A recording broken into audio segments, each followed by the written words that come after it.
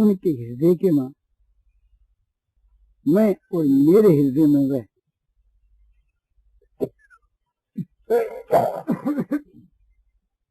मैं उसके हृदय में और वह मेरे हृदय में। जितने प्रकार के जो मेरे भक्त हैं सभी श्रेष्ठ है, उदार चित्त है, किंतु जो निष्कामी जो मेरा भक्त है वो तो मेरी आत्मा ही है, मेरा स्वरूप ही है। उदारा सर्वे ज्ञानी त्वात्मनियतम। जितने जो भक्त है ये सभी उदार है। ऐसे कौन? अर्थ जिज्ञासु, अर्थार्थी और ज्ञानी।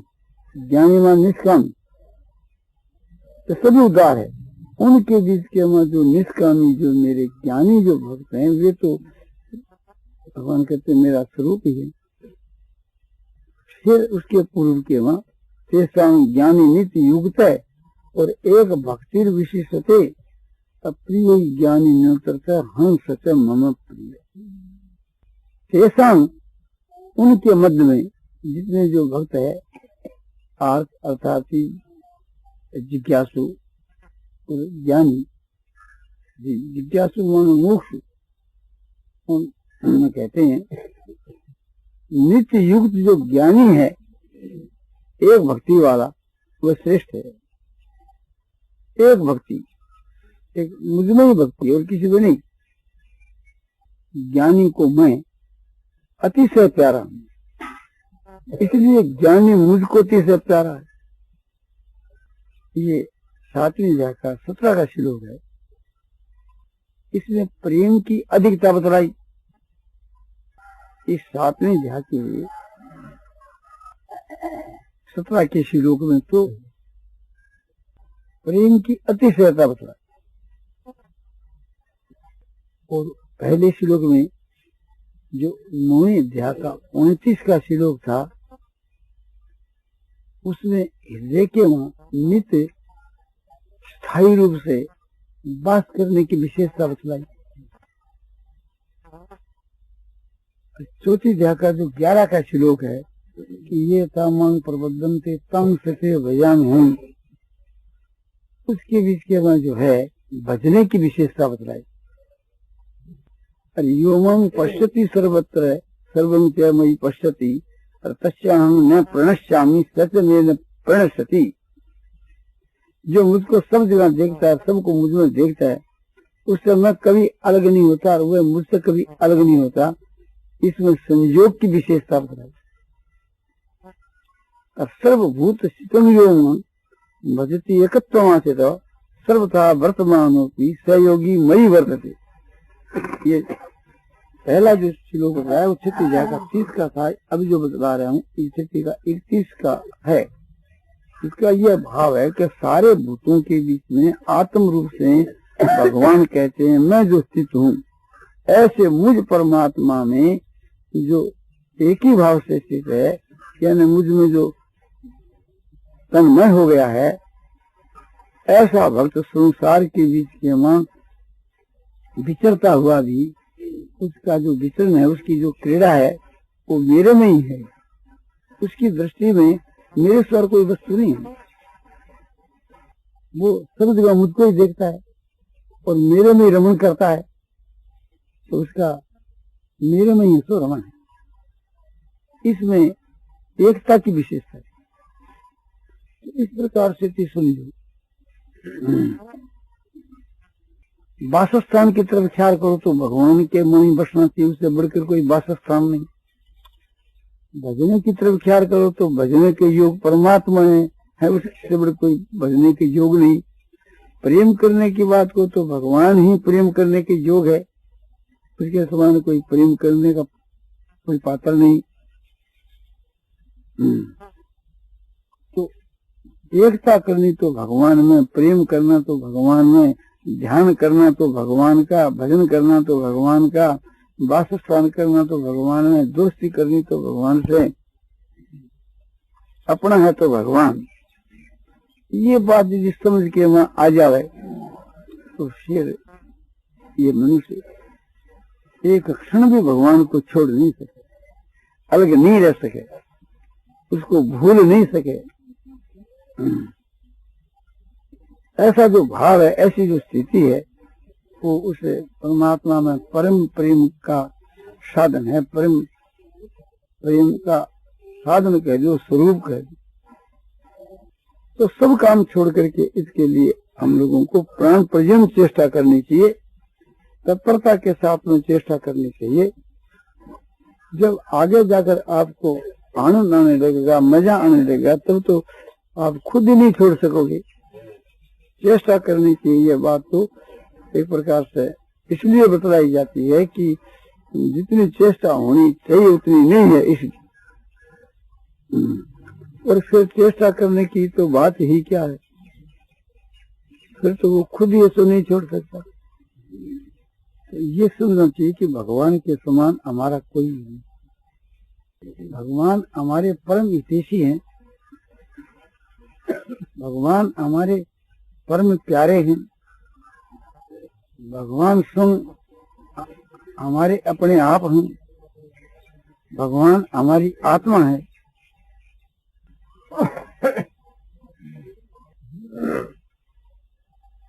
नारायण नारायण नारायण नारायण नारायण नारायण नारायण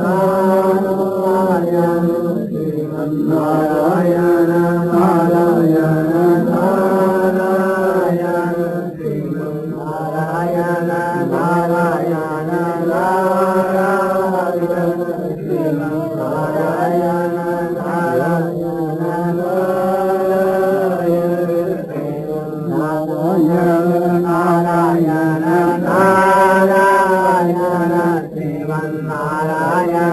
नारायण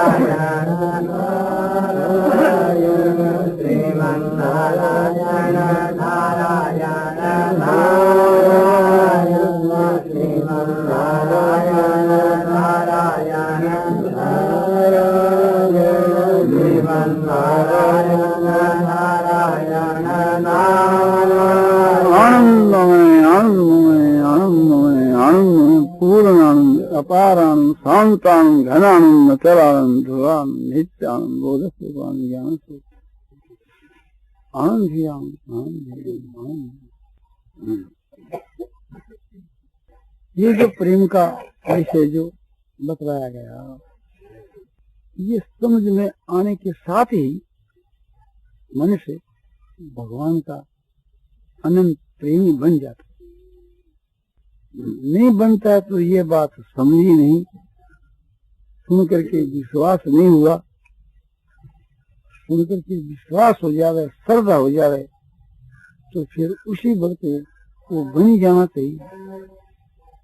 उसकी ये कसौटी है कि जिस समय में ऐसा प्रेम का भाव हृदय में उत्पन्न होता है, हृदय एकदम गदगद हो जाता है, प्रफुल्लित हो जाता है, शरीर के बीच के वहाँ रोमांच होने लगते हैं,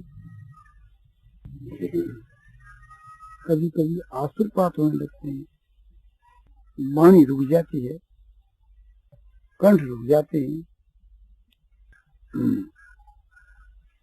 वाणी से एक प्रकार से गदगद हो जाती है।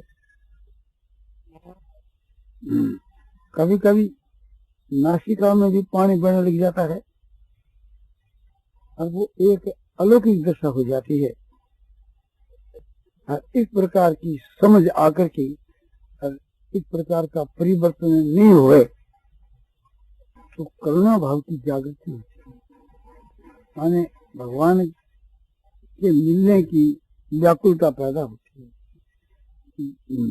भगवान के वियोग में विरह की व्याकुलता ऐसी हो जाती है कि बिना मिले वो नहीं रह सकता।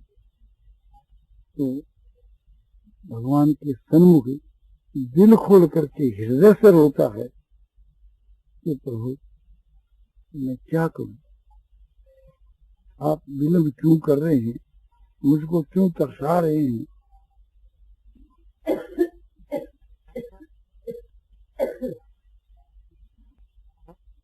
एक बात मैं पूछूं तो ही और कारण कवन विसारे हुई, और वो एक ही बात मैं आपसे पूछता हूँ कि आप किस लिए मुझको विसार दिया, बुला दिया।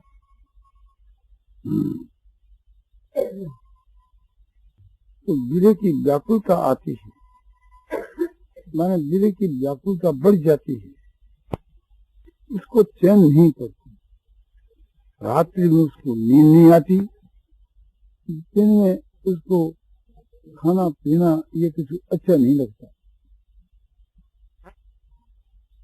उसके स्वाद जो किछु ये कार्य करता है तो बाहर मालूम देता है, आगे जाकर के पश्चाताप करता है।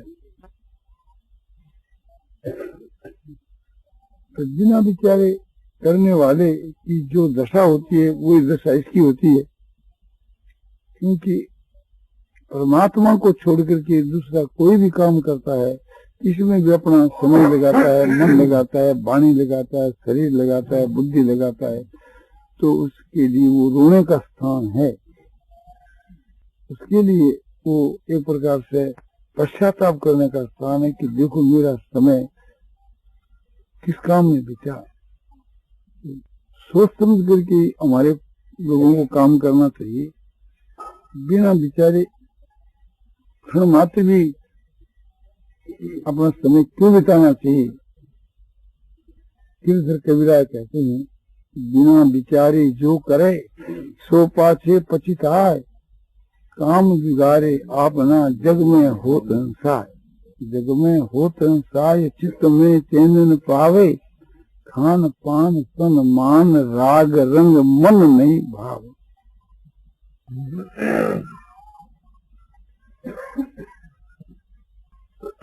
कह गिरधर कबीरा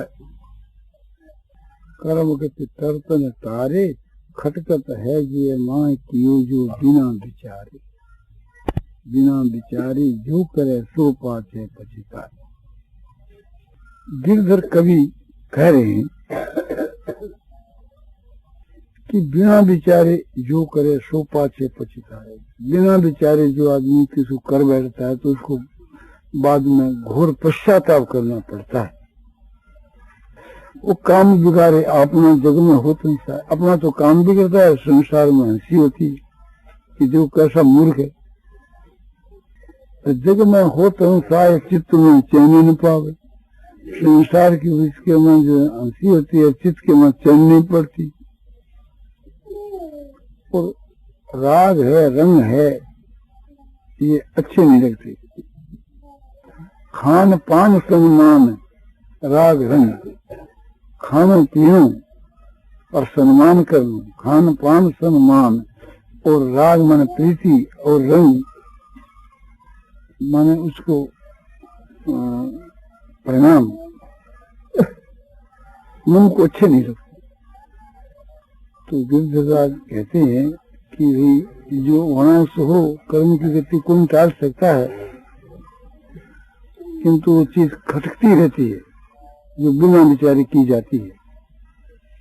इसी प्रकार से थी भगवान के विषय के मां जो आदमी भगवान को छोड़ करके एक क्षण भी दूसरे काम में बिताता है, वो उसी प्रकार से खटकनी चाहिए जो अविवेकी बिना विचारे करने वाले के दिल में खटकती है। हम लोगों का समय एक क्षण भी यदि फालतू काम में बीते तो बर्दाश्त नहीं करना चाहिए। और ये निश्चय समझना चाहिए कि जब भगवान के वहां अनंत प्रेम हो जाता है, विशुद्ध प्रेम हो जाता है, तो फिर वो भगवान को बुलाना पर भी भूल नहीं सकता। उस संसार की कभी तो विस्मृति हो जाती है, कभी स्मृति होती है, तो वो स्वप्नवती होती है, वो एक माया मात्र होती है, या एक प्रकार से भगवान की लीला के रूप में होती है, या बाइस्कोप के तमाशे की जो होती है। तो लीला के रूप में हुए तो प्रेम मय सब प्रतीत होती है, और बाइस्कोप के तमाशे की जो या स्वप्नवत होती है तो उसका अभाव प्रतीत होता है। तो या तो संसार का एक प्रकार से वैसी प्रतीति होकर के अभाव हो जाता है, संसार दिखती ही नहीं है, और दिखती है तो लीला के रूप में दिखती है। तो दोनों प्रकार से भी समझो कि हमारे लिए लाभदायक है। इस संसार को या तो भगवान की लीला हो रही है, भगवान खुद चरित्र कर रहे हैं, भगवान ही अनेक रूप धारण कर करके के और आमोद प्रमोद कर रहे हैं, क्रीड़ा कर रहे हैं, या भगवान की क्रीड़ा स्थली है।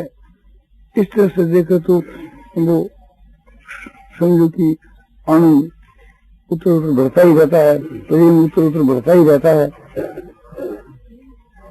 और उस प्रकार से थी यदि एक समझो कि 22 के तमाशे की नींद या स्वप्न में प्रतीत होती है तो वो लुप्त हो जाती है। स्वप्न होने के बाद लुप्त हो जाती है, याद नहीं रहती। जैसे सपने को मनुष्य भूल जाता है वैसे भूल जाता है, तो फिर यह संसार रहती ही नहीं, केवल भगवान ही रह जाते हैं। जब केवल भगवान ही रह जाते हैं, ऐसी जो भगवान की प्राप्ति है वो अलौकिक है, वो सब साधनों का फल है। वहाँ प्रेम का ही राज्य है, और स्व प्रेमास्पद भगवान और प्रेम और प्रेमी के अतिरिक्त और तीसरे स्वचों और कोई नहीं है। वहाँ प्रेमास्पद भगवान और उसमें प्रेम करने वाला प्रेमी, और प्रेम जो है उनकी क्रीड़ा है। प्रेम जो है उसके समझो कि लीला के वहां है, लीला का रूप धारण किए हुए है। तो वहाँ लीला क्या है कि भगवान का जो चरित्र है वो सब लीला है, और उस भक्त का जो चरित्र है वो सब लीला है। भक्त का जो चरित्र है वो तो भगवान को मुग्ध करता रहता है, भगवान का चरित्र भक्त को मुग्ध करता रहता है। एक दूसरे में प्रेम को बढ़ाने वाला, एक दूसरे के बीच के आनंद को बढ़ाने वाला, एक दूसरे को आह्लादित करने वाला, आमोद प्रमोद करने वाला, ऐसा समझो कि वो अद्भुत प्रेम का स्वरूप है। वहाँ लज्जा नहीं है एक दूसरे की, न तो भक्त लज्जा करता है न भगवान। भगवान के लिए तो भक्त प्रेमास्पद, और भक्त के लिए भगवान प्रेमास्पद। वहाँ कोई छोटा बड़ा नहीं है, एकता है। वो स्थिति सब भावों से उठी हुई थी, सब भावों से उठी हुई है। वहाँ वात्सल्य भाव नहीं कि पिता पुत्र का जैसा भाव, ये वहाँ नहीं। वहाँ सख्य भाव नहीं, क्योंकि सख्य भाव के वहाँ एक समझो कि एक दूसरा है, एक दूसरे से एक दूसरा प्रेम करे, वो सख्य भाव है। मित्रता को, मैत्री को, तो मित्रता तो एक दूसरे के साथ होती है, वहाँ तो ये दूसरे पने का भाव ही नहीं। वहाँ कांता भाव नहीं कि पति पत्नी भाव है, वो साधन अवस्था में है, वो भी कांता भाव। वहाँ स्वामी सेवक भाव नहीं कि दास भाव नहीं। वहाँ शांत भाव नहीं, वो शांत भाव जो अद्वैत ब्रह्म की प्राप्ति में जो शांत भाव होता है, वो शांत भाव भी वहाँ नहीं। कि वो अद्वैत ब्रह्म की प्राप्ति जो है वो दूसरी प्रकार की है। ये द्वैत होते हुए अद्वैत है, और वो अद्वैत होते हुए अद्वैत है। ये दो होते हुए एक है, और वो एक होते हुए एक है। यहाँ प्रेम की प्रधानता है, वहाँ ज्ञान की प्रधानता है। अद्वैत के मार्ग के वहाँ ज्ञान की प्रधानता है। ज्ञान यहाँ परमात्मा को स्वरूप है, और यहाँ प्रेम परमात्मा को स्वरूप है। लज्जा दूसरे से होती है, तो यहाँ लज्जा नहीं। स्वामी सेवक भावी यहाँ नहीं, इसलिए यहाँ कोई आदर सत्कार भी नहीं, कौन किसका आदर करे। यहाँ गुण गुणी भाव भी नहीं है, यहाँ तो एक भगवत भाव है, एक भगवान के स्वरूप कोई दूसरा पदार्थ है ही नहीं, और सारे भाव इसके अंतर्गत हैं, क्योंकि उन भावों को लांग करके ही इसे प्रेम भाव को प्राप्त हुआ है। या यूं कहो कि ये प्रेम का फल है, या यूं कहो कि यह प्रेम का स्वरूप है। जिस शब्दों से आपके समझ में आ जाए उन शब्दों का प्रयोग आप कर सकते हो, किंतु वास्तु के बीच के माया शब्द की गम नहीं है। यहाँ तो तूषणी भाव है, यहाँ तो चुप होना पड़ता है, वाणी रुक जाती है। यहाँ भगवान की स्तुति प्रार्थना नहीं है। स्तुति कौन किसकी करे और प्रार्थना किस चीज की और किस से करे, या कौन सी चीज बाकी है कि जिसके लिए प्रार्थना करे। प्रार्थना का जो साधन है उसे तो ऊंचा स्तुति का है, और स्तुति का जो साधन है उससे आगे भाव का है। ये जो माधुर्य भाव है, शक्य भाव है, दास भाव है, वात्सल्य भाव है, शांत भाव है, और यहाँ तो सब भावों से अतीत अवस्था है। तीनों गुणों से अतीत, पांचों भावों से अतीत, तीनों अवस्थाओं से अतीत, केवल विशुद्ध प्रेम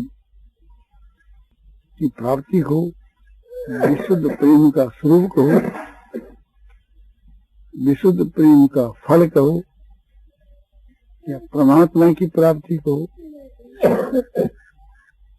या परम शांति की प्राप्ति को, या परम धाम की प्राप्ति को, या परम आनंद की प्राप्ति को, या परम प्रेम की प्राप्ति को, जिन शब्दों से ये बात समझना आपके आ जाए, सारी बातें इसके अंतर्गत, सारे शब्द इसको समझाने के लिए। नारायण नारायण श्रीमन नारायण नारायण श्रीमन नारायण नारायण श्रीमन नारायण नारायण श्रीमन नारायण नारायण श्रीमन नारायण नारायण श्रीमन नारायण नारायण नारायण नारायण नारायण नारायण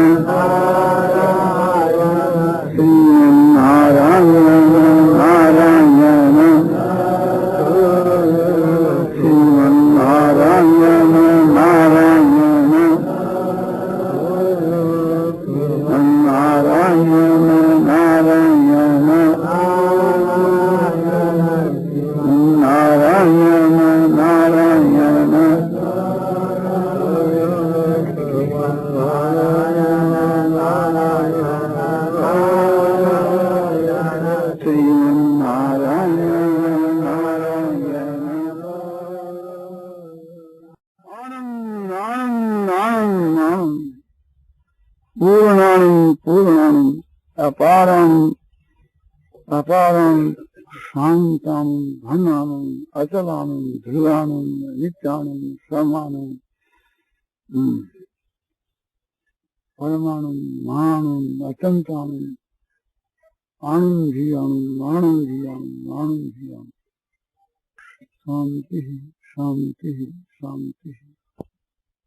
अनन्य विशुद्ध परम प्रेम का विषय पूज्य श्री जयदयाल जी गोयनका द्वारा मिति मार्गशीर्ष कृष्णा चतुर्दशी संवत 2013 तदनुसार तारीख 1 दिसंबर 1956 को प्रातः काल 8 बजे शाहपुर बगीचा गोरखपुर में कहा गया।